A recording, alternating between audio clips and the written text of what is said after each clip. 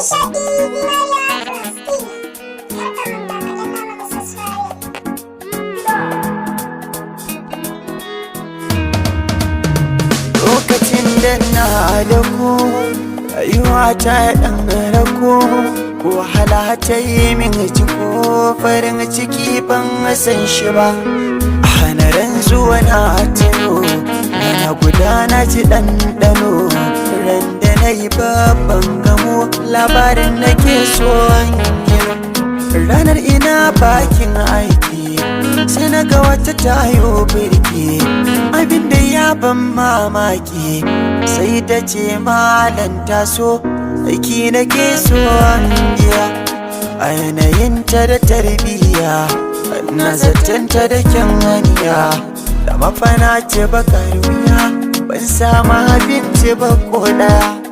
Ku gini sanna a sannu dan jinta ta kasance, na ɗauki kayan amma ban kai ba sai da maraice. Dan gidansu da nisa na sha wuya ta kaice, sai ta gaya mini cewa dan dakata karkazar ce. Sai da na kai kayan duk ta yi tambayar sunana, ko da taurin kaina sai na ce ki bani kuɗina.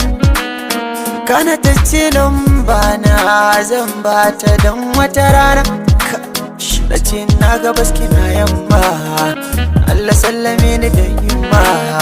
Kin ga na gaji sosai ga jikina ya ɗauke rama, ta ce da ni in yi haƙuri an ci abinci kan in koma.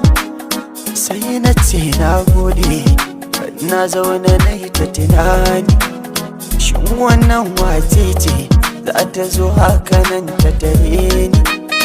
Bayan na kammala cin abinci ta yi mini kyauta mai girma, ta bani har nambar ta don kira ta na koma.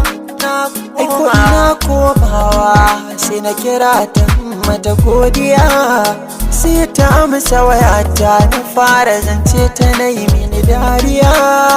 Aiko na yi ta yabata don zato na shi ne godiya.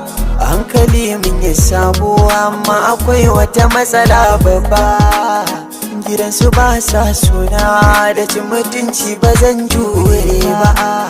To ku biyo na sanu ba anan gizo ya isa garba, dan na fara tunanin rubuta waka rerawa.